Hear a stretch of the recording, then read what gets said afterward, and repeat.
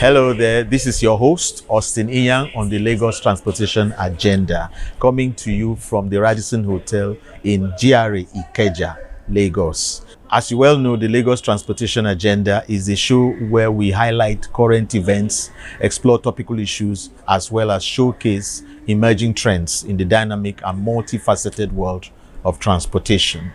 On Wednesday, the 24th of September 2025, the Transportation Correspondents Association of Nigeria, TCAN, held their second annual summit here at the Radisson Hotel to explore the theme, Driving the Transport Logistics Value Chains for Economic Growth.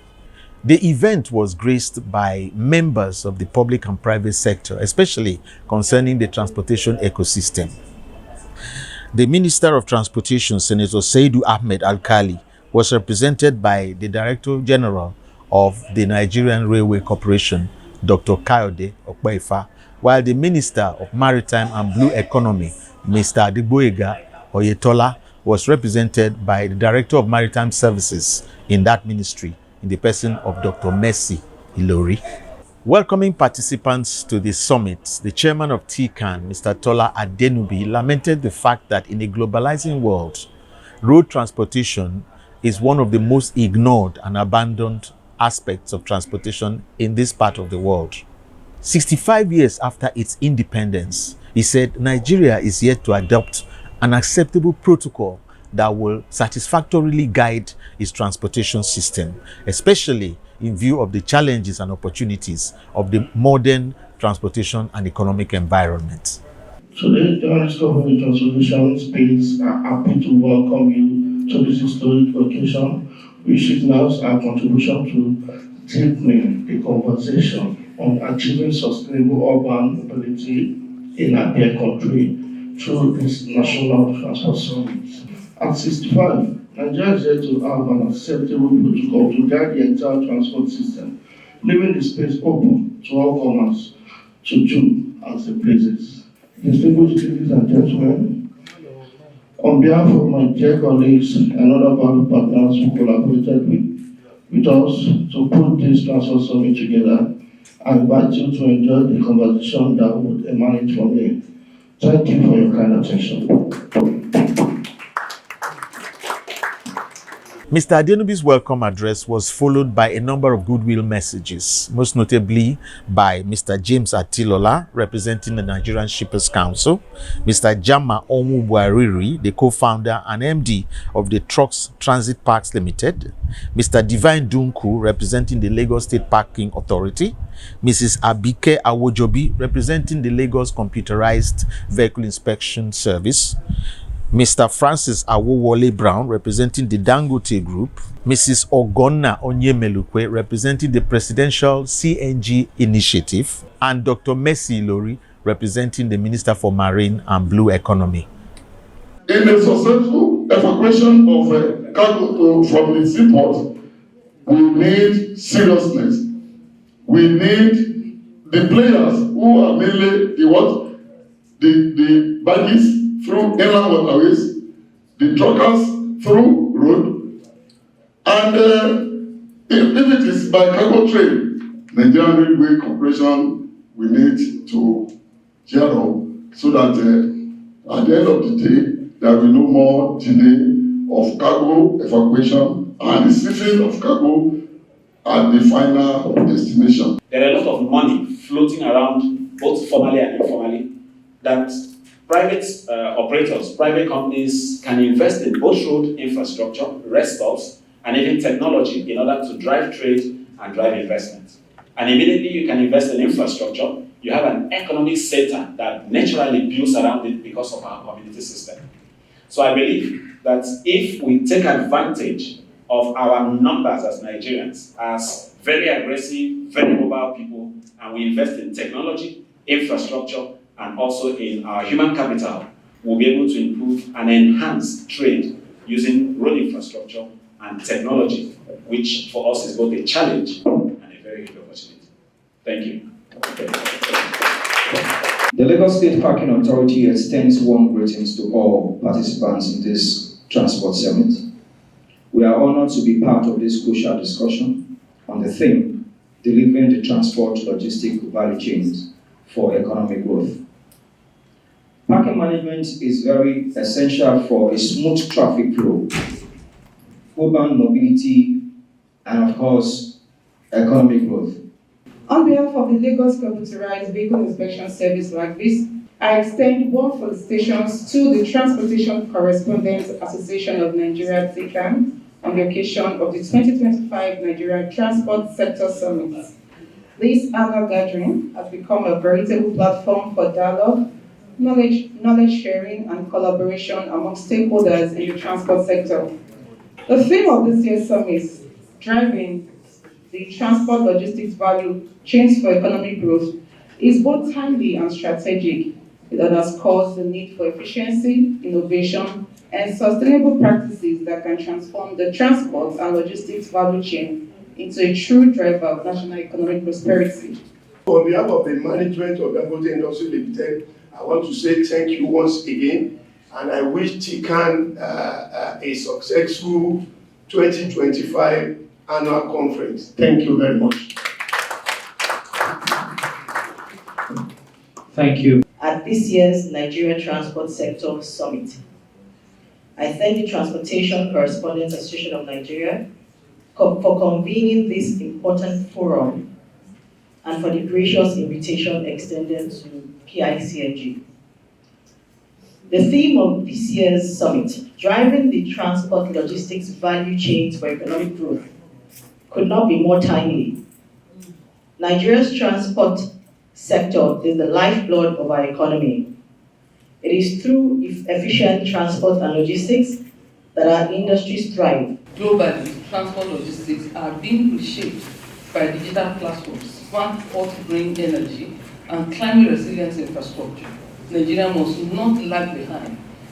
With our new national policy and ongoing reforms, we are signaling to the world that Nigeria is open for investment, innovation, and growth. One of the highlights of the summit was the keynote speech by the Managing Director of the Nigerian Railways Corporation, Dr. Kayode Okpefa, who used to be the Commissioner for Transportation in Lagos State. After reading the prepared speech on behalf of the Minister for Transportation, Senator Saidu Ahmed Al-Kali, he went on to enumerate the strides of the Nigerian Railways Corporation in recent years. The transportation sector will require both infrastructure and manpower capacity development for optimal performance. This is in recognition of this strategy that the Federal University of Transportation Director and the Names of Transport Technology were established. The two institutions will continue to support the sector through training, research, scientific innovations in all fields of transportation. Collaboration with sister institutions across the world to facilitate exchange of knowledge, transfer of technology and capacity building of students, as well as relevant stakeholders to make Nigerian transportation in tune with global best practices. It is in furtherance of this course that the Nigerian Institute of Transport Technologies area trained over 6,000 transport professionals in 2024, established rail compressed natural gas conversion centers to facilitate the realization of presidential initiative on compressed natural gas for the betterment of Nigerians under the deregulated oil regime. In the spirit of ensuring cost effectiveness and clean environment to conform with the climate change regime, the dual fuel locomotive technology was flagged off in September 2024 on Abuja-Kaduna Rail Corridor with future arrangements to utilize similar technology in other corridors across the country. In approaching the concluding part of this speech, let me gladly inform this audience of the recent approval of the National Land Transport Policy, not only Blue Economy, but also of the Land Transport Policy by the Federal Executive Council after decades of struggle and futility. I want to use this medium to once again commend Mr. President for this monumental achievement under his administration, which will undoubtedly serve as a veritable tool of facilitating all developments in the land transport sector. Let me at this juncture commend the leadership of TCAN for organizing this summit at the best of time that bring experts to discuss the bold strengths and challenges of transportation in Nigeria with expected recommendations for reform. 60 years from 1912 to, let's say, from 1912 to 1960, almost 60 years. Nigeria Railway at the best of its time. That was when we built over 3,000 kilometers of roadway. 60 years after we went to sleep. Nigeria went to sleep and did a lot, but practically nothing to advance the cause of railroad. We were close with South Africa. South Africa is now at over 35,000 kilometer length of roadway. We are still just about 4,000. TCAN member, distinguished and gentlemen, the Honourable Minister for the Economy, I want to thank you for giving me this cheap opportunity to speak to the meeting, all brought into one hall without me inviting any one of them. But they invited me to come and tell them. And I also thank the Honourable Minister for asking me to represent you. Welcome on board the newly retrofitted light ferry, where innovation meets comfort on water. As you step onto our state-of-the-art vessel, you'll notice the modern design and enhanced facilities that prioritize your safety and enjoyment. Our retrofitting process has not only upgraded the aesthetics, but also improved the performances of the boat, ensuring a smoother and faster journey across the beautiful Lagos waterways. Feel free to explore this spacious seating areas equipped with comfortable amenities such as life jackets for all passengers, a first aid box, fire extinguisher, all for a relaxing ride. Our knowledgeable crew is here to assist you, making your journey as enjoyable as possible. Join us as we set sail towards a more efficient and eco-friendly future, embracing technology while celebrating the vibrant culture of Lagos. Thank you for choosing Lag Ferry, where every ride is a memorable adventure. Welcome back on the Lagos Transportation Agenda, and we are looking back at the recently concluded second summit of the Transportation Correspondents Association of Nigeria, TCAN, which was held here at the Radisson Hotel in Ikeja. A panel discussion was one of the highlights of the summit. Moderated by Mr. Mark Onuchi, it explored the topic intermodal cargo evaluation, benefits and opportunities.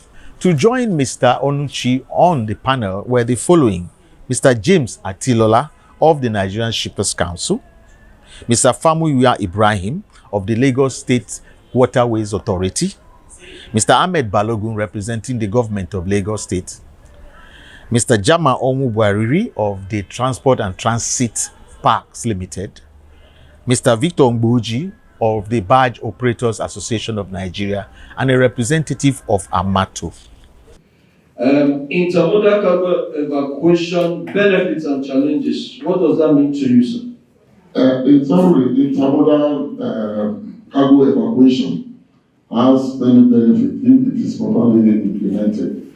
You know, as we know in the maritime industry, that there are various ways of evacuating cargo. It may be through rail, it may be by inland waterways, it may be by road, and it may be by inland dry port. But because we want to phase out transiting of cargo from the seaport to the final destination by truck, simply because it is giving us a deficit in road infrastructure. I mean, that is why we now lay emphasis on either by rail or by inland dry ports or by inland waterways. Then the concern of the Nigerian Shippers Council in this aspect is that we monitor the establishment and development of inland dry ports. What do you mean by inland dry ports? The port in the hinterland, the port where there is no sea, so that it can remove congestion and human contact in the port and accelerate transiting of cargo from the seaport to the hinterland. And the major instrument of effective inland dry port operation is the total revitalization of rail system. That's why the inception has encouraged the concept of barging on the inland waterways. At some point, I think about 2 years ago, we actually formed a committee with that had MGA, National Inland Waterways, and the last one coordinating the idea of further development of cargo operations on the inland waterways. With this committee, we were able to lay down some operational standards and to also encourage areas on the inland waterways that would serve as hubs for the barge operations. Till date, there's been a level of development, but I think economically, I think the idea of barging has drastically reduced.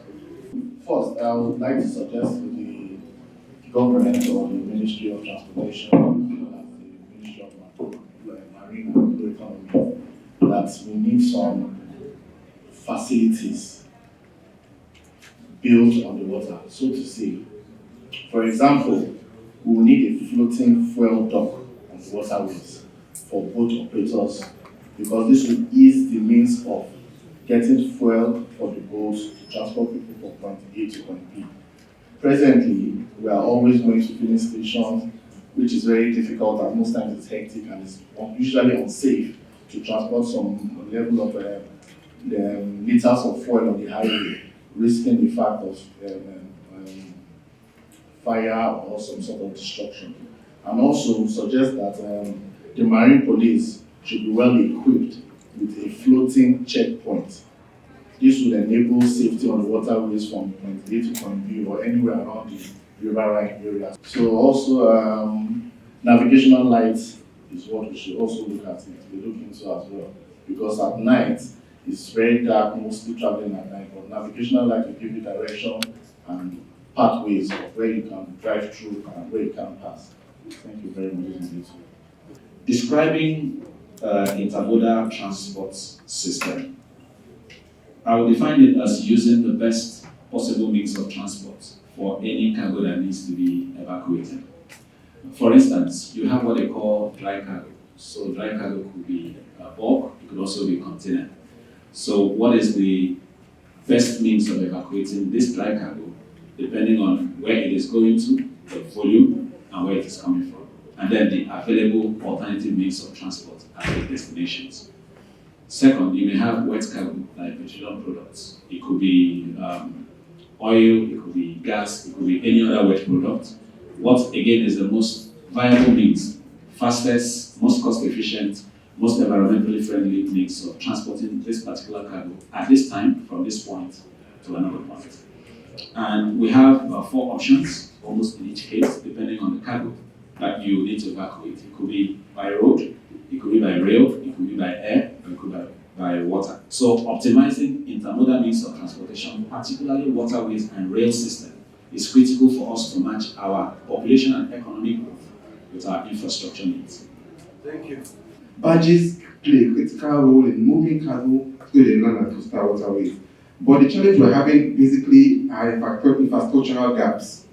Then for the benefits, I would like to mention a few.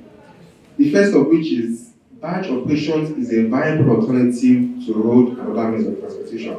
We've heard our speakers say so much about how the roads are over-congested, how the roads are overutilized. If we key into barge operations, then definitely we'll have less use for the roads. Our roads will not be specifically for road users and a few trucks, and it would ensure we have a longer lifespan for our roads. All am I saying is that we see an infrastructure delay in this all our transportation business. Because, well, if it takes me a shorter distance to cover, I think I can do better. Because the major challenges that truckers have, it is one, accident, it is long hours spent on the road. And the long hours spent on the road causes what we call, when you say fatigue. And once an average driver is fatigued, what do you expect? Accident, human error. These are things that we have been complaining. But there's a hub, even nationwide, there's no trucking hub. Where you okay, this is the specific place government has provided for truckers. You say truckers park in designated here and there, all part of the road. Where is the right place for us to park? Nobody can speak for themselves. Based on what the kind of questions they've asked, what is the pulse you are feeling from the responses or the kind of question they are asking, and what do you think can be done in terms of offering solutions, to the challenges around intermodal cargo evacuation. We just talked about benefits and challenges. So what do you prefer solutions? The second annual summit of TCAN featured a special representative by Dr. George Banjo. Dr. Banjo is the Managing Director and Chief Executive Officer of the Transport and Development Consultant Partners, or TCD Partners Limited. If you recall, Dr. Banjo was instrumental to the establishment of the Lagos Metropolitan Area Transport Authority, LAMATA. He also drew up in 1992 the first national transport policy, and more recently, the Lagos State Transport Policy. In the course of his presentation, Dr. Banjo made 3 key recommendations. He called for the unbundling of the Nigerian Railways Corporation and the participation of the private sector in that particular very important key government parastatal. He also called for the professionalization of the Federal Highways Authority away from the umbrella of the Federal Ministry of Works. And finally, he lamented the lack of political will around the transportation sector in general and called for it to be run on a more scientific rather than a political rationale. The fundamental is that if you don't have a foundation, you cannot build a house. You cannot build a structure.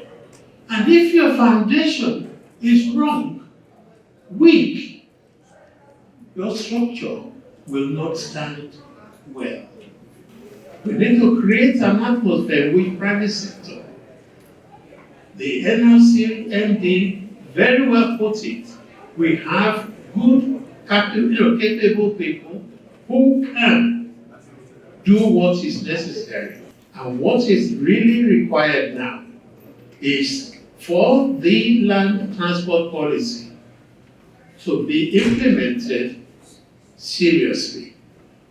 And the key elements for me, 1, the road fund, that 5% is very, very important to be brought in.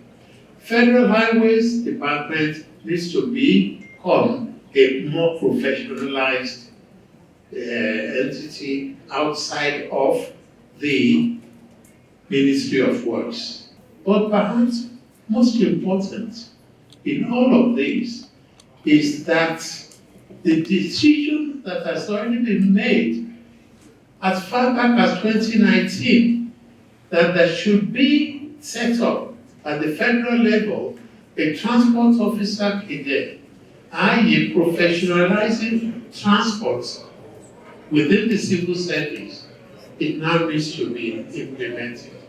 And that has been our coverage of the recently concluded second annual summit of the Transportation Correspondents Association of Nigeria, TCAN, which, as I said, was held here at the Radisson Hotel, GRA Ikeja. Thanks for watching. I hope you join me next week when we come your way again with yet another interesting package on the Lagos transportation agenda. Till then, this is Austin Iyan saying stay safe always. God bless you. Bye-bye.